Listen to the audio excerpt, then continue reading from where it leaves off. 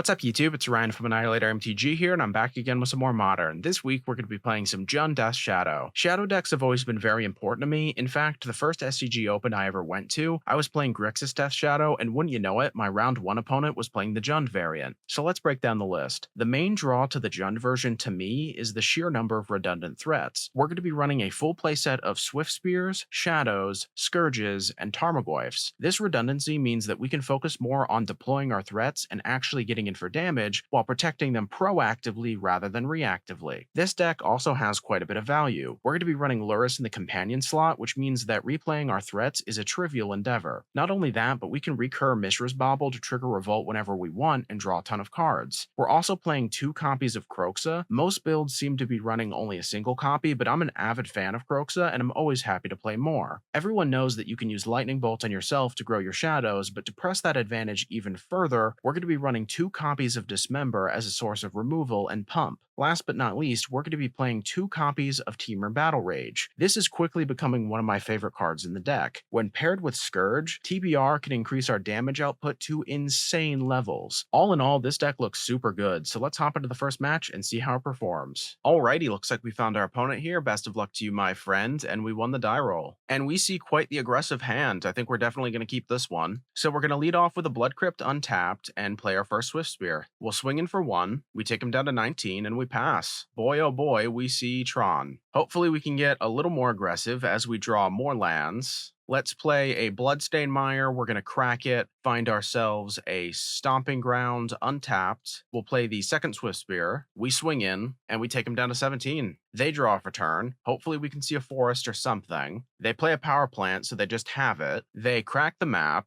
finding themselves their missing piece, and they pass. We draw a TBR, which can be useful later for sure. So we're going to start off with a Blood Crypt. Then what we're going to do is play the Kroxa, stack the triggers, but then what we're going to do is dismember the Kroxa just to give ourselves some added power. They sack a Matter Reshaper, oh boy. We'll swing in for 4, and we got them down to 13. They draw for turn, they play a tower, they play Matter Reshaper number 1 into a Thoughtseize. Well, we're not beating that, unfortunately, so we're going to concede. I think what we're going to do here is probably bring in the Wildfires plus Surgicals. They're not as good against Eldrazi as, say, something along the lines of a mono-green variant. Then we're going to cut out the pushes and probably take out 1 copy of Kroxa. That should be fine. No threats in the hand, plus a Cleansing Wildfire. That's definitely not going to do it. Honestly, this hand isn't going to do it either. We'll try one more time. We're going to probably ship, I want to say, Blood Crypt and honestly the Bauble. Looks like our opponent kept 7. Let's crack the Verdant Catacombs. We're going to find ourselves an Overgrown Tomb. Then we'll Thoughtseize them. We see All is Dust, Chalice, Double Karn, and a Matter Reshaper. That's pretty rough. I think what we should probably do is take the Chalice, then we pass. They draw for turn. They play their tower, then they pass. We draw a Scourge. Let's play Thoughtseize number 2. Then we'll take probably the Matter Reshaper. We'll crack the Bloodstained Mire, find ourselves a Blood Crypt untapped, and we'll pass. They untap and draw. They play their temple. We draw a Verdant Catacombs. Let's jam a Goyf. We pass, they draw. They play their wastes. Oh, they're just going to pass. Let's crack the Verdant Catacombs. We're going to find ourselves a Stomping Ground untapped. We draw a Bauble. We're going to crack it immediately. Target them. We see a Thoughtseize on top. Gross. We'll swing in for 4. That takes him down to 16. Then we'll play the Scourge. We'll pass in the meantime. We draw off the Bauble. Blood Crypt. Okay. They play their TKS. They can't take anything. We untap, draw a Thoughtseize. Let's play the Blood Crypt tapped, and then we're going to Thoughtseize most likely their All is Dust. Although the Ugin is a bit troubling. I think we're just still going to take the All is Dust. We move in for combat, swing in with a Goyf. They block, we draw a card, we get an Inquisition, now we get to take the Dismember. Okay, good stuff. They draw for turn, and they just scoop it up, nice. So that went oddly well, and I don't expect that to happen again, to be quite frank, so we're just going to resubmit and hope, I guess. And this hand looks pretty darn good. Looks like they kept 7. They play a tower into a map, how nice. we draw for turn, Swiftspear. Let's play and crack the Verdant Catacombs. We're going to get a Blood Crypt, put that in untapped, see what they got. Chalice, Matter Reshaper, and a Tome. We take the Chalice, and we'll pass. They draw. They play their Blast Zone, then the Tome. Okay. We draw an Inquisition. Let's play the Swiftspear. Then we're going to jam the Verdant Catacombs, crack it immediately, find ourselves another Blood Crypt. Then we Inquisition them, and we see a Karn and a Matter Reshaper. We'll take the Matter Reshaper, and now honestly, I feel like we're in a pretty good spot. We swing in for 2. They'll scry with a Tome. We take them down to 18, and we pass. They draw for turn. They play a Wastes. A second Expedition map. All right. If we can find ourselves a Thoughtseize, that would be tremendous. Instead, we find a Shadow. Let's play Stomping Ground untapped. Then what we're going to do is Wildfire the Blast Zone. They float a colorless. The Blast Zone dies. We draw TBR. Let's move in for combat. They crack a map. Find themselves a mine. We'll swing in for 2. We take them down to 16. Then we play a Shadow. So far, so good. They scry with a Tome. Then they untap and draw. Weirdly enough, during their upkeep, they're going to search with the map, finding a power plant. That's a weird commitment. They could have just played the Karn. Boy, that seems wrong. We draw for turn. Verdant Catacombs. We'll play it and crack it immediately. Let's find ourselves a Blood Crypt untapped. So that takes the Shadow to a 6/6, and I think we literally won the game. Let's bolt ourselves. We'll move in for combat. We swing in. Let's cast the TBR, and that'll do it. We got a win against Tron. GG's.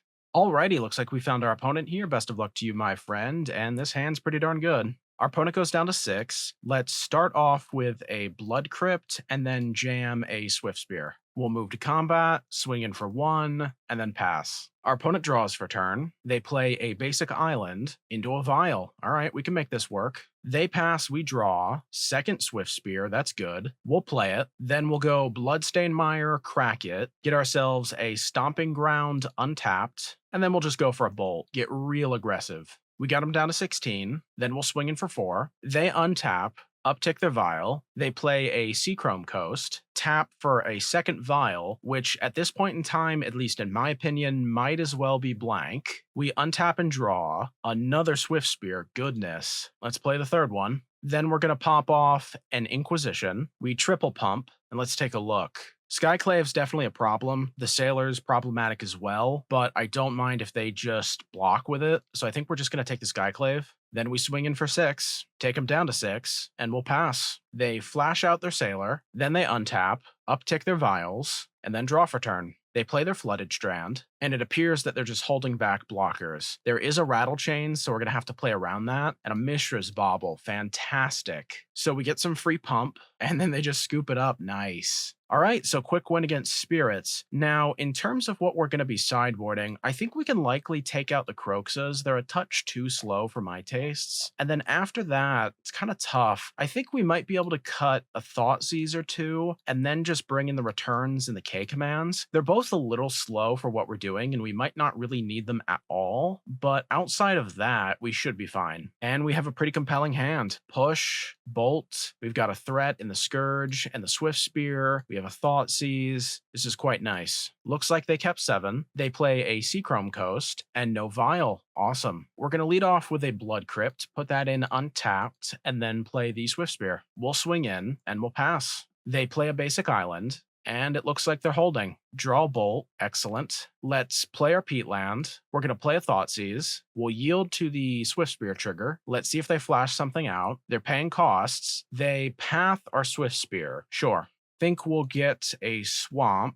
All right, so it looks like our opponent has Kira, Great Glass Spinner, Core Firewalker, Rattle Chains, and Double Phantom. So Rattle Chains is obviously annoying. We can always save our push for the Firewalker. Kira is really annoying. I remember this from playing Merfolk, and when this was good, it was real good. I think we're just going to take it. Honestly, you hate to do it, but it's just one of those things. I have no intention of dealing with that today. They draw and seemingly miss a land drop. That's excellent. We untap, draw a third bolt, sure. Let's play a Tarmogoyf. We go down to 14 life, and now we're just going to pass holding up one of the 3 bolts and or the push. They play the Rattle Chains. Let's respond and bolt it. It dies. They untap, draw for turn. They play a Plains. Their hand should be Firewalker, Double Phantom, and I think 1 unknown. if I'm not mistaken. Either way, they pass, we draw. That's our 4th total bolt. That's hilarious. We're going to start off with a push on the Phantom. Excellent. Let's move in for combat. We'll swing in. So I think realistically speaking, I just want to jam the Scourge. I want to develop our board now and then just pick off their creatures on our next turn. If we can get a second red source, that would be particularly excellent. Let's see what they've got though. And they just scoop it up. Wow. Okay. GG's. Okay, looks like we found our opponent here. Best of luck to you, my friend. And this hand is probably keepable. Looks like our opponent also kept 7. They play a Black Cleave Cliffs into a Thoughtseize. Okay. They're almost guaranteed to take the Shadow, but instead they take the Kroxa. That is a little bit weird. We draw an Overgrown Tomb. Let's play a Verdant Catacombs. Then we're going to cast a Bauble, target ourselves. Looks like we're going to draw Tarmogoyf, so we're going to play the second Bauble and then pass. We'll crack the land afterwards. Or better yet, we're probably going to crack the Bauble again and see if we need to wait some more. Blood Crypt on top, so we're going to want to shuffle. They draw for turn. They play a Marsh Flats. They crack it immediately. Find themselves a basic Plains, and then a Stoneforge Mystic. All right, let's crack the Verdant Catacombs. We're going to find ourselves a Blood Crypt untapped, and now they're going to search. They find themselves a Batterskull, and they pass. We draw off the Bauble, second Goyf, and then a Shadow. All right, that is slightly underwhelming, but that's fine. We're going to play a Verdant Catacombs, crack it immediately, get a Stomping Ground, and then we'll just play a Goyf. We pass, they draw. They play a second Blackcleave Cliffs, and it looks like they pass. We draw a Lightning Bolt, no problem. So we're going to lead off with an Overgrown Tomb, then we're going to move in for combat. We swing in for 4. They let the damage through. They're at 13. We're going to play Shadow number 1, and then Shadow number 2. We pass. They try to bolt a Shadow. We're going to bolt ourselves, and then they try to bolt the other one. Okay, fair enough. So pretty decent 2 for 1. They untap and draw. They play a Seasoned Pyro, sure. Let's see what they discard. They dump a Lingering Souls and a land. Then they play a Marsh Flats. And it looks like they're passing. We untap and draw, Thoughtseize, excellent. I think that's probably better than just playing the Kroxa, so let's jam a Thoughtseize. They crack the Marsh Flats, finding a swamp, and then they push the Shadow. Sure, we take the Batterskull. Then we're going to play an Overgrown Tomb tapped and play a Goyf. We're going to move in for combat, swing in for 5. They block with a token, and we pass. They draw for turn. They flash back a Lingering Souls, and play a Triome. Excellent. They choose not to attack, and they pass. We draw yet another Goyf. Let's swing in with both Tarmogoyfs. Looks like they're blocking with a Seasoned Pyro. Fine by me. We got them down to 7. Then we're just going to escape the Kroxa. We stack the triggers. This will take them down to 4, and we pass. They unearth the Seasoned Pyro. They draw 2. Then we see a Lingering Souls. Relatively productive turn, all things considered. But honestly, they're still in more than a little bit of trouble as they swing in with 2 spirits. We're down to 5. We draw a Fatal Push. We're going to push a spirit. Then we move in for combat. We swing in. They dump another Lingering Souls. They block accordingly. We play Tarmogoyf number 3, and we'll pass. They draw for turn. Now, if they top deck either a Helix or a Bolt, they're able to just attack and then kill us. But if they don't, then we're still in a very good position. They flash back Lingering Souls, then play a Castle. They flash back the second set as well. Okay. They swing in for 2. That takes us down to 3, and we untap and draw. Unfortunately, we can't really use a Thoughtseize, so we're going to move in for combat, swing in with a team. We take them down to 1 from the Kroxa trigger. They block accordingly. We put the Lurrus in hand, and then we'll pass. They draw for turn. This is getting tense. It looks like they're passing straight through. That's a little bit confusing, but all right. We draw another Thoughtseize. Let's try to move in for combat. We swing in with a team. I assume they just have a Bolt. That's got to be it. They flash back elemental tokens, sure, dumping a Kaya in the process. They chump with everybody. Then we're going to cast the Lurrus. Let's play a Mishra's Bauble. We're going to target them. We see a mountain. All right, we've got this one. Ooh, boy, I was nervous there for a second. We draw an Inquisition. They draw their mountain, and they scoop it up. Nice. Okay, that was an incredibly tight matchup against Mardu midrange. I think what we're going to do here is cut the Inquisitions and the Dismembers in favor of the Surgicals and the Veils. We love the Veils for obvious reasons, but we want the Surgicals as well for something like Lingering Souls or a Seasoned Pyro. Being able to take those out of commission greatly reduces just how strong their deck can be. K-Command seems pretty interesting as well, but I don't know if we necessarily need that right now. Yes, playing it against a Batterskull or a Sword or something like that can be wonderful, but we generally want as low as a CMC as humanly possible. If we need it in game 3, we can definitely go to it. So we'll submit. All right, and we see a hasty creature, a Thoughtseize, and a surgical. We're keeping this. Our opponent leads with a Bloodstained Mire. They crack it immediately. Then they find a Blood Crypt untapped, and they Inquisition us. Looks like they take the Thoughtseize. No problem. We draw for turn. Blood Crypt. It's a little bit annoying. We're going to play a Bloodstained Mire, crack it immediately, find a Blood Crypt. Then we jam our creature. We'll swing in for 1, and then we'll pass. Our opponent untaps and draws. They play a Lightning Bolt, sure, and then a Triome. We can make that work. We draw a Bauble. Let's play a Verdant Catacombs. We're going to cast the Bauble, target ourselves. We see a Veil of Summer. That's very nice. Definitely going to want to draw that. We do. Then we're going to crack the Verdant Catacombs, finding an Overgrown Tomb. Put that in untapped, and let's see what happens. They draw for turn. They play an Arid Mesa into a Channeler. They pass, we draw a Fatal Push. Excellent. Let's play a Blood Crypt untapped. Then we'll push their Channeler, and we'll pass. So far, so good. They crack their Arid Mesa, finding a Goblet Shrine. They put that in tapped. Then they untap and draw, and we see a Lingering Souls. Okay, so we'll surgical that. We see a Dreadbore, a Kaya's Guile, and a Lightning Bolt in hand. We draw a Scourge. Excellent. We're going to play it. I think we are in a marvelous position right now. They draw for turn. They try to Dreadbore our dude. We cast Veil. They waste their Dreadbore. And then they swing in for 1 in the air. Okay. We draw Scourge number 2. Let's cast a Bauble. We're going to target them. They're going to draw a Season Pyro. That's unfortunate. Let's cast our second Scourge. We're going to move in for combat, swing in for 5. I assume they're going to block. Otherwise, they wouldn't have just left it back.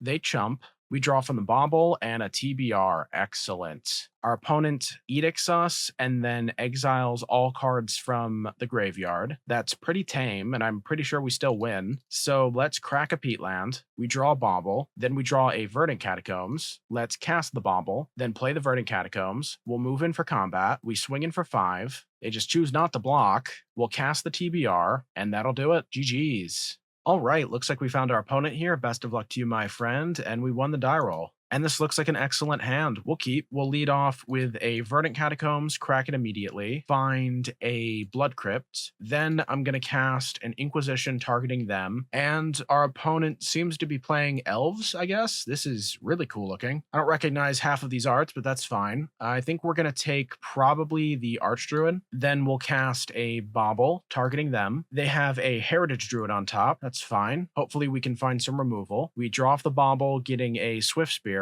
They jam their Palace, showing Heritage Druid, and then they play it. They pass, we draw a Fatal Push. Tremendous. Let's play the Overgrown Tomb. Then we're going to cast the Swiftspear, and we're going to push their elf. That pumps up our creature. We swing in for 2, and we'll pass. Okay, good stuff so far. They play their Overgrown Tomb, and then we see an Essence Warden. Wow, don't see that every day. We untap and draw, Bloodstained Mire. Let's play our Tarmogoyf. They gain some life, that's fine. We'll swing in for 1. We're probably going to be holding off on the Scourge until we know that it won't just magically die. We take them down to 18. They draw for turn. They play their Cavern, and then we see an Avenger. Okay, they gain some life. We're going to crack our Bloodstained Mire, find ourselves a Blood Crypt, put that in untapped, and we'll hard pass. We draw a Verdant Catacombs, sure. So let's swing in with a team. Then we're going to cast the Scourge. They do gain some life, and we'll pass. They play a Dwinnen's Elite. This is going to gain them a significant amount of life, but that's all right. Let's crack the Verdant Catacombs. We're going to find a Stomping Ground untapped. We draw a Blood Crypt. Okay, so how do we want to do this? I guess we can just swing in. Why not? They block the Swiftspear, and I think we can just win. Let's cast TBR on the Scourge. That gets through, and we take them down to 1. Okay. And then they just lose life. The Revenger just totaled them. We're going to obviously want to bring in the returns. Those are very good in a matchup like this. Honestly, outside of that, I really don't like to mix it up too much. The K commands can definitely be useful, but the returns are really what it's all about. I think we can probably just make a clean trade for the Kroxas because we don't really want to be escaping this. If we are, the game has gone on for far too long.